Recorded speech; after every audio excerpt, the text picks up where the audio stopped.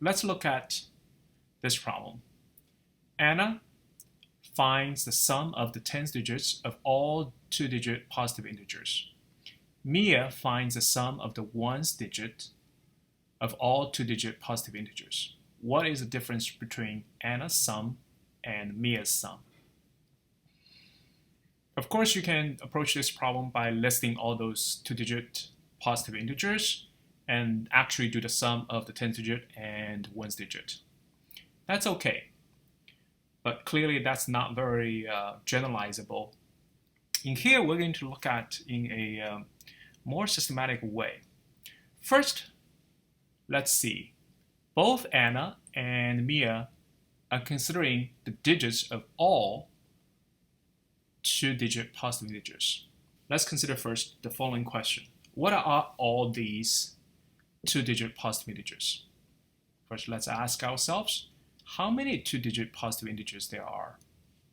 Clearly, if you want to do this question, you need to have a good understanding of all two-digit positive integers. So clearly, two-digit positive integers are, we all know, it's started with 10 and 11 and all the way to 99. So how many there are? There are 90 two-digit numbers.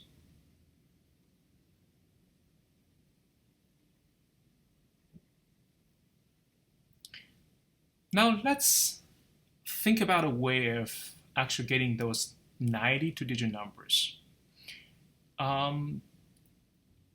If we focus on the two-digit number as the two digits, there's a 10 digit and there's one digit. Now for the 10 digit, we don't allow 0, so the possibilities for the 10 digit are 1, 2, all the way to 9. For the ones digit, the zeros is allowed, so there are 10 possibilities, 1, 0, 1, all the way to 9.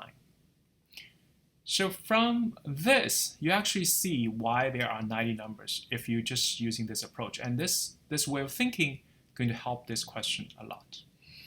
Let's see if the 10th digit is 1.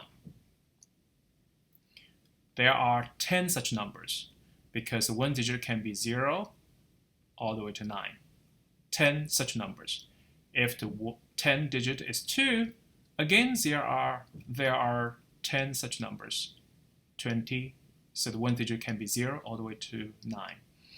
And similarly, for the 10 digit to be 9, again you have 10 such numbers because the one digit can be from 0 all the way to 9. So you see, if from the 10th digit perspective, I can group the numbers into 9 groups, each one with a different 10 digit. So you have 10 numbers when the 10 digit is 1, and 10 numbers when the 10 digit is 2, and so on. So totally there are 90 such numbers, right? Now, this is exactly the perspective that for Anna, because Anna wants to find the sum of the 10 digits of all two-digit positive integers. So in this group, all the 10 digits is 1. In this group, there are 10 numbers, all the 10 digits is 2. And in this group, all the 10 digits is 9. So clearly, Anna's sum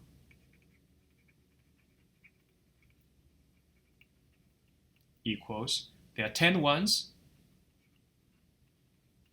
plus 10 times 2, 10 times 9. 90 such numbers, and then they're grouped into 10 ones, 10 twos, 10, and this equals 10. I'm going to write, instead of calculating, I'm going to just write in this form by using factor the common 10 out. Okay, this is from the perspective of the 10 digit.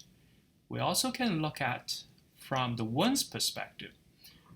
For the ones digit, as we already said, the one digit can be 0, 1, 2, all the way to 9.